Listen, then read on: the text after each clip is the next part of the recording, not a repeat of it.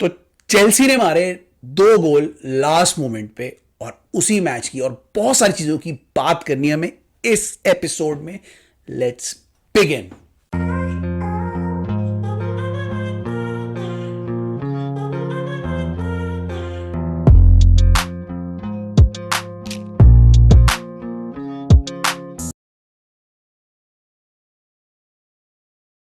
Hey guys, welcome back to the video.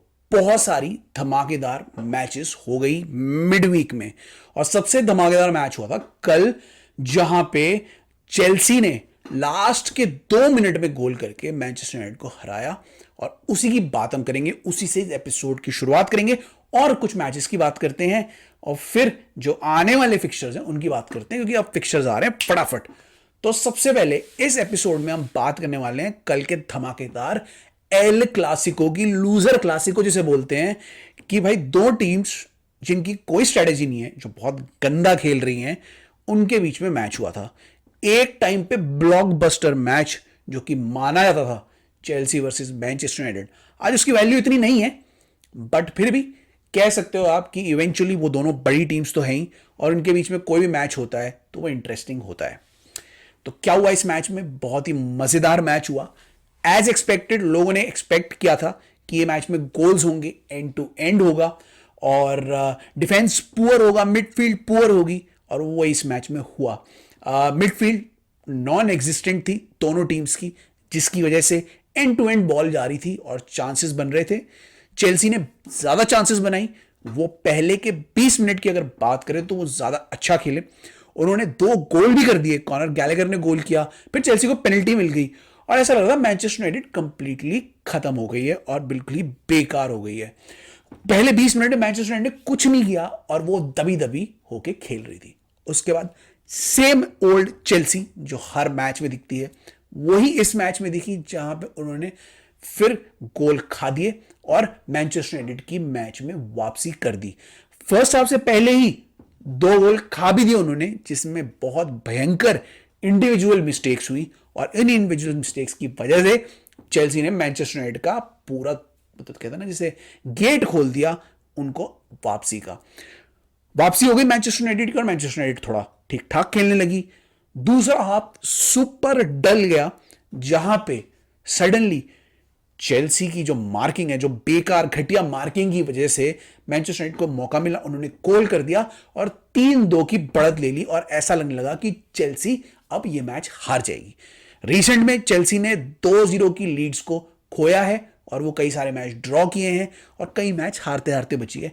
और इस बार लग रहा था कि चेल्सी हार जाएगी। 90 मिनट पूरे हो गए थे, चेल्सी ने एक भी ढंग का अटेम्प्ट नहीं लिया था और फिर 8 मिनट का एक्स्ट्रा टाइम मिल गया जो 10 मिनट तक खिंच गया और इससे चेल्सी को थोड़ा जोश आया। उनको लगा कि यार 10 ही मिनट बचे हैं, अब करेंगे, अभी करना है जो करना है। उसके बाद चेल्सी ने थोड़ा सा अग्रेशन दिखाना शुरू किया, जो उन्होंने पूरे सेकंड हाफ में दिखाया नहीं था, लेकिन लास्ट के 10 मिनट में उन्होंने वो अग्रेशन दिखाना शुरू किया। उसका फायदा उनको ये हुआ कि एंड में जब 2 मिनट बचे थे और गेम एकदम खत्म ही हो गया था, उन लोगों ने गर्नाचो को मैन ऑफ द मैच भी घोषित कर दिया था, लेकिन लास्ट में उससे जो डियोगो डाला था उससे गलती हो गई। उसके पैर जो थे वो उसके कोल पामर के फीट में घुस गए और पेनल्टी दे दी गई और कोल पामर ने पेनल्टी मार दी, दूसरा गोल मार दिया अपना और चेल्सी वापस आ गई। और इन दी एंड अब ऐसा लग रहा था कि गेम ड्रॉ ही हो जाएगा, क्योंकि लास्ट में 1 ही मिनट बचा था और इवेंचुअली मतलब अब सब ड्रॉ एक्सपेक्ट ही कर रहे थे। मैनचेस्टर यूनाइटेड भी हार चुके थे, उन्होंने गिव अप ही कर दिया था और लास्ट में कॉर्नर मिल गया, लास्ट में एकदम कॉर्नर मिल गया और उसी कॉर्नर की वजह से चेल्सी जीत गई और पूरा स्टैम्फोर्ड ब्रिज इरप्ट हो गया। उनको ऐसा लगा कि भाई ये तो हार गए थे, लास्ट के 2 मिनट में जीत गए। शॉर्ट कॉर्नर लिया गया, शॉर्ट कॉर्नर में कोल पामर ने लिया, पिक किया बॉल को। कोल पामर को मतलब आसपास कोई भी नहीं था, क्योंकि सारे गोल के आगे खड़े हो गए थे। तो कोल पामर ने क्या किया, उनके ऑप्शन ही नहीं था, उन्होंने वहीं से खड़े खड़े शॉट लिया जोर से गोल की तरफ को, जो कि डिफ्लेक्ट होके गोल पे चला गया और लास्ट में चेल्सी जीत गई और मैनचेस्टर यूनाइटेड हो गए एम्बैरेस। नाउ अगर आप ओवरऑल गेम की बात करो तो मैनचेस्टर यूनाइटेड सेकंड हाफ में थोड़ा बेटर खेली थी चेल्सी से, ऑल्दो बहुत अच्छा नहीं खेले दोनों टीम के फैंस खुश नहीं थे, लेकिन इवेंचुअली क्या हुआ, चेल्सी को जो लास्ट में 2 चांसेस मिली वो उन्होंने पूरी तरीके से ले ली, और एल क्लासिको में एक घटिया टीम चेल्सी दूसरी घटिया टीम मैनचेस्टर यूनाइटेड से जीत गई। अभी क्या हो रहा है, अब एरिक टेन हाग के ऊपर इसके बाद आ गया प्रेशर बहुत ज्यादा, क्योंकि जिम रैटक्लिफ जिन्होंने मैनचेस्टर यूनाइटेड को अभी खरीदा है 25%, और जो फुटबॉल ऑपरेशन चलाएंगे वो स्टेडियम में बैठे थे, वो देख रहे थे कि क्या हो रहा है, क्योंकि सबको यह खबर पता है कि जिम रैटक्लिफ को एरिक टेन हाग पसंद ज्यादा नहीं है, और एरिक टेन हाग की जॉब अब इस रिजल्ट के बाद खतरे में जा सकती है। पोचेटिनो की अगर मैं बात करूं तो पोचेटिनो की जॉब खतरे में है नहीं है अभी तो पता नहीं, लेकिन अभी के जो 7 मैचेस हैं उसमें आई थिंक पोचेटिनो अभी रहेंगे। सीजन के बाद उनकी जॉब भी खतरे में हो सकती है, मे बी अगर 7 में से लेट्स से 5 मैच हार गई चेल्सी तो उनकी जॉब भी खतरे में हो सकती है, लेकिन एरिक टेन हाग इससे बहुत खतरे में आ गए हैं, और अब उनका बहुत ही बड़ा मैच है संडे को, वो हार गए तो फिर क्या होगा कोई नहीं जानता। तो इसीलिए इस टीम के इस विक्ट्री के बाद आई डोंट नो मतलब चेल्सी को मनोबल मिलेगा नहीं मिलेगा, क्योंकि ऐसी विक्ट्रीज वो इस सीजन में ले चुके हैं, पर जैसे वो खेल रहे हैं, जैसे उनकी टैक्टिक्स है, मुझे लग नहीं रहा कि वो कंसिस्टेंटली अब जीतेंगे। प्रॉब्ली अगला मैच जीत जाएंगे, ड्रॉ कर देंगे, कुछ नहीं पता, पर इस मैच में उन्होंने अपने मौके निकाल लिए। कोल पामर जो कि एक ऐसे खिलाड़ी थे जिनको चेल्सी ने लास्ट मोमेंट पे लिया था, वही इस बार चेल्सी को बचाए हुए हैं, उन्हीं की वजह से चेल्सी 10th रैंक में है। और मतलब पोचेटिनो को स्पेशली थैंक्स करना होगा कोल पामर का, क्योंकि उन्हीं की वजह से उनकी जॉब भी बची हुई है। तो it was a big victory for Chelsea, big victory for Pochettino, क्योंकि मैच से पहले पोचेटिनो तो सीट में ऐसे गड़े हुए लग रहे थे, उनको लग ही नहीं रहा था कि वो कुछ करेंगे नहीं करेंगे, उनके पास स्ट्रैटेजी है नहीं है। पर एक मैनेजर अभी कुछ टाइम के लिए तो बच ही गया है, दूसरे मैनेजर के ऊपर प्रेशर आ गया है, दोनों मैनेजर के ऊपर इस मैच में प्रेशर था। तो टेन हाग का अब क्या होगा पता नहीं, वो तो आगे वाले मैच के बारे में पता चलेगा, जिसके बारे में हम बात करेंगे। पर पोचेटिनो अभी फिलहाल के लिए बच गए हैं, बट जिस तरीके से चेल्सी खेल रही है, जिस तरीके से वो खेल रही है, अगर ऐसे ही चलता रहा तो मुझे ही लगता है एंड ऑफ द सीजन में पोचेटिनो रहेंगे। So I don't know what will happen, but it was 3 points for Chelsea. Chelsea के फैंस जो भी हैं, जैसा भी है, उनको पता है घटिया खेली उनकी टीम, पर 3 पॉइंट्स मिल गए और वो इसी में खुश है। 12th से 10th आ गए वो उसी में ही खुश हैं। उनके लिए ये है कि कैसे भी मिले, कुछ भी करके मिले, अब 3 पॉइंट्स चाहिए, तो वो खुश है। मैनचेस्टर यूनाइटेड के फैंस दुखी हैं और वो और ज्यादा परेशान है क्योंकि उनका मैच अभी लिवरपूल के साथ है। तो दोनों ही टीम्स गड्ढे में ही है, बट चेल्सी इस मौके में जीत गई, जो उनके लिए बहुत बड़ी बात है। वहां by the way mason mount की वापसी भी थी इस मैच में, जो हमें ज्यादा देखने को नहीं मिली। थोड़े टाइम के लिए वो आए और उसके बाद ही ज्यादा उन्होंने कुछ किया नहीं, अपने गेम का इन्फ्लुएंस नहीं लाया कुछ, और उनके आने से कोई ज्यादा फायदा नहीं हुआ यूनाइटेड को। इनफैक्ट यूनाइटेड 2 गोल खा गई उनके आने के बाद, तो इवेंचुअली ज्यादा इंपैक्ट नहीं पड़ा मैनचेस्टर यूनाइटेड के ऊपर, और इवेंचुअली वो हार गई। और चेल्सी के लिए उस दिन के लिए 3 पॉइंट्स के लिए चेल्सी खुश है अब, और देखते हैं अगले मैच में क्या करती है, इसके बात करेंगे हम। लेकिन अभी के लिए, फिलहाल के लिए, Chelsea is happy, Chelsea is going on, और मे बी पोचेटिनो इस मैच के बाद शायद बच जाए, शायद उन्हें अगला सीजन मिल जाए, वो तो आगे ही पता लगेगा। बट ये था एनालिसिस एल क्लासिको का। कोई मेरे पास टेक्निकल एनालिसिस नहीं है इस मैच का, बस ऐसे ही मैंने आपको बता दिया कि मेरे हिसाब से मैच क्या हुआ। अब हम बात करेंगे फटाफट 2 मैचेस की जो हुए थे और जिनका इंपैक्ट टाइटल रेस में पड़ सकता है। पहले तो बात कर लेते हैं man city versus Aston villa, जो कहा जा रहा था मैन सिटी के लिए टफ गेम है, मैन सिटी को टफ गेम मिल सकता है, लेकिन नहीं था इवेंचुअली, क्योंकि इस मैच में फिल फोर्डन सुपर फॉर्म में दिखे, अभी रिसेंट में बहुत ही जबरदस्त फॉर्म में चल रहे हैं, one of the players of the tournament है, ऑफ द सीजन है। उन्होंने फिर हैट्रिक मार दी और मैनचेस्टर सिटी ने धो दिया बिल्कुल एस्टन विला को, 4-1 से हरा दिया, और अपनी जो टाइटल रेस में जो अपना जो एक लेवल है उसको बरकरार रखा। 3 टीम्स के बीच में टाइटल रेस चल रही है और तीनों में से कोई भी अफोर्ड नहीं कर सकती हारना, और मैन सिटी का इस बार सबसे टफ फिक्सचर था एस्टन विला का, जो उन्होंने इजीली जीत लिया। एस्टन विला ज्यादा मैच में कुछ किया नहीं, ओवरऑल मैन सिटी ने कंट्रोल किया मैच को, और फिल फोर्डन जब जब भी घुसे अंदर बॉल लेके उन्होंने शॉट्स ली, बढ़िया गोल किए और मैन सिटी को आराम से ये मैच जिता दिया इन दी एंड। और मैन सिटी सबसे बढ़िया फिक्सचर लिस्ट के साथ इस समय अब इस मैच के बाद सबसे ज्यादा फेवरेट लग रही है टाइटल के लिए। और बड़ा ही इंटरेस्टिंग होगा जो भी मैन सिटी को हराएगा अब और टाइटल पे अपनी दावेदारी ठोकेगा। मेरे हिसाब से तो जिस हिसाब से मैन सिटी खेली, जिस हिसाब से फिल फोर्डन अभी फॉर्म में है, man city is the title favourite और वो ही आगे टाइटल की सबसे बड़ी दावेदार लग रही है।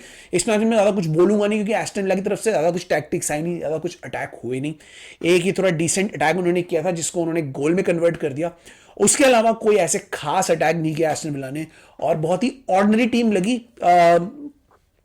जो जो टैक्टिकल टीम होती है एस्टन विला वो इस मैच में दिखी नहीं और इवेंचुअली मैन सिटी ने ये मैच को कंट्रोल कर लिया और बहुत ही आराम से वो इन दी एंड मैच जीत गए। तो बड़ी crucial 3 points and crucial victory for man city.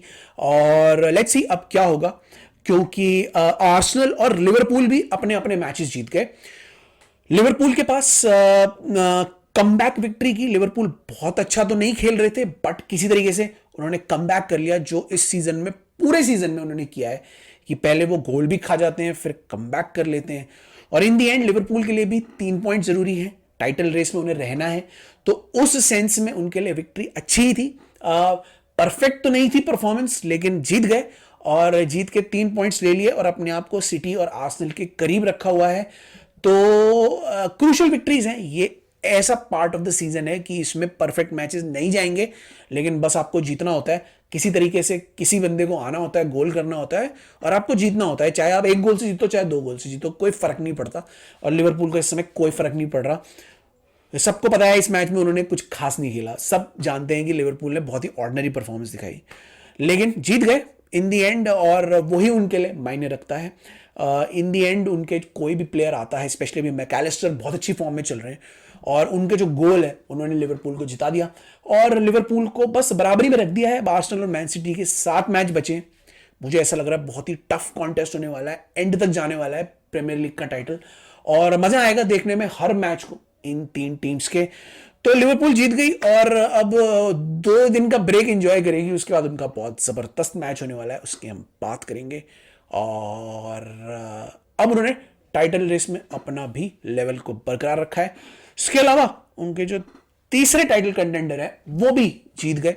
Arsenal ने भी इजी विक्ट्री ले ली, ज्यादा मेहनत नहीं करी इस मैच में। उनके 2 प्लेयर्स मिसिंग थे, जो 2 मेन प्लेयर्स हैं साका और डेक्लन राइस नहीं थे, फिर भी उन्होंने लुटन टाउन को आराम से हरा दिया और अपनी टाइटल रेस में भी दावेदारी उन्होंने बना के रखी है। मैनचेस्टर सिटी लिवरपूल आर्सेनल के बीच में इतना क्लोज है कि वो मुझे लग रहा है एंड तक टाइटल रेस ये जाने वाली है और कोई भी टीम इनमें से अब मैच हारना अफोर्ड नहीं कर सकती। बहुत मुश्किल हो जाएगा अभी के टाइम पे। 3 पॉइंट्स पे अगर पीछे हो गए तो बहुत मुश्किल हो जाएगा उस टीम के लिए। तो आर्सेनल ने भी अपना मोमेंटम बरकरार रखा है। आर्सेनल ने ज्यादा इसमें मेहनत नहीं की ऐसा लग रहा था। 2 गोल मारे, उसके बाद वो आराम आराम से खेलते रहे। उन्होंने ज्यादा मतलब अग्रेशन नहीं दिखाया क्योंकि ऑलरेडी साका डेक्लन राइस को रेस्ट किया गया है। साका की इंजरी हो गई है, नहीं हुई है, थोड़ा सा नॉक उनको लगा था। तो उन्हीं चाहते आर्सेनल कि उनके क्रूशियल प्लेयर्स को बिफोर बिग क्लैशेस प्रॉब्लम हो। अभी उनको चैंपियंस लीग भी खेलनी है और उनको प्रीमियर लीग के टाइटल के लिए भी जाना है, इसीलिए उन्होंने रेस्ट दे दिया और ये मैच लूटन के साथ तब भी आराम से जीत लिया। इससे पता लगता है कि आर्सेनल, लिवरपूल और मैन सिटी का लेवल अलग है कि वो अपने मेन प्लेयर्स को रेस्ट कर सकते हैं। By the way man city ने हालैंड को भी थोड़ा रेस्ट दिया था।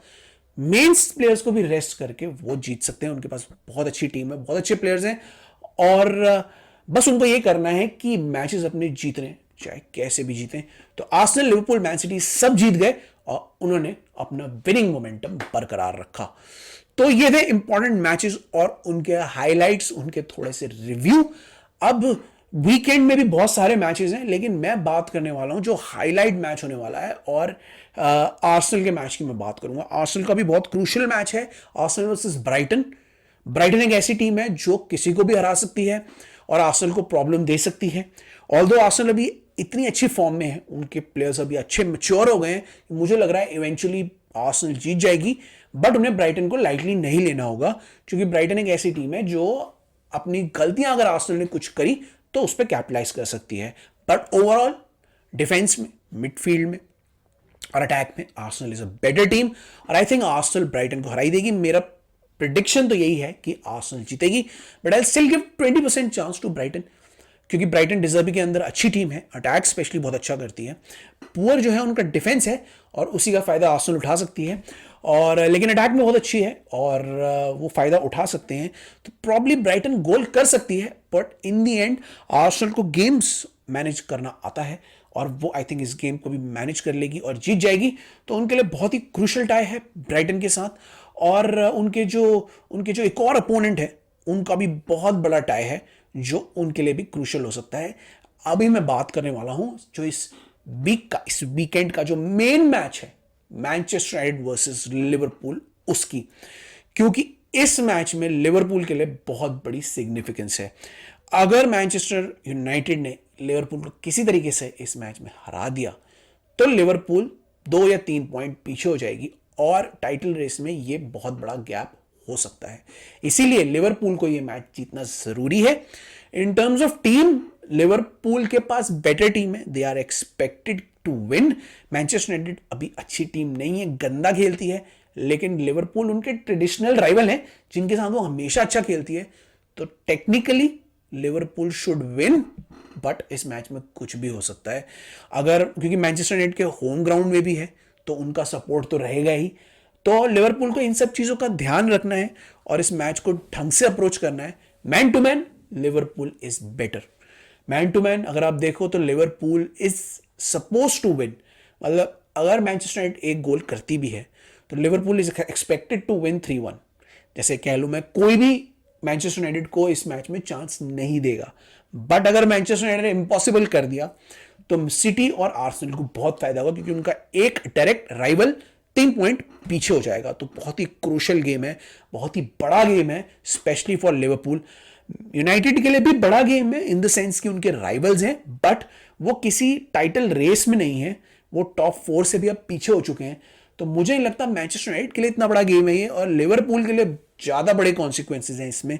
तो आई थिंक लिवरपूल थोड़े जोश में आएगी और अटैक करने की कोशिश करेगी और गोल करके मैनचेस्टर यूनाइटेड को सबड्यू करने की कोशिश करेगी। उनको पता है मैनचेस्टर यूनाइटेड का जो डिफेंस है वो बहुत पुअर है, बहुत लीकी है, बहुत सारी इंजरीज हो चुकी हैं, तो उसका फायदा उठाएगी और लिवरपूल ये मैच आई थिंक ओवरऑल जीत जाएगी, क्योंकि क्लॉप है उनको जिताने के लिए।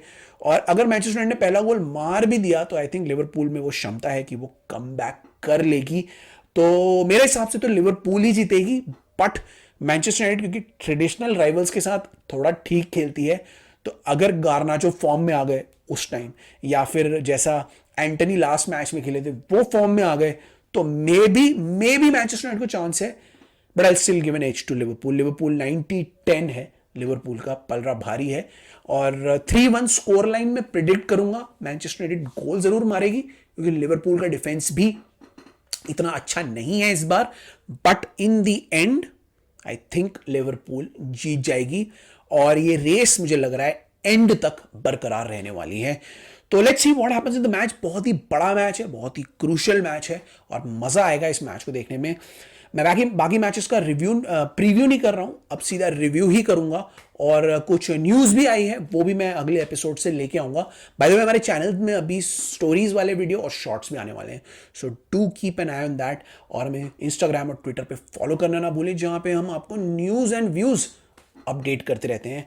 तो इसी के साथ मैं इजाज़त देता हूं। आप अपने प्रेडिक्शंस दे देना कमेंट्स में, और फॉलो और लाइक करना और हमारे वीडियो को सब्सक्राइब करना। I'll see you in the next one. Channel को सब्सक्राइब करना। I'll see you in the next one. Bye.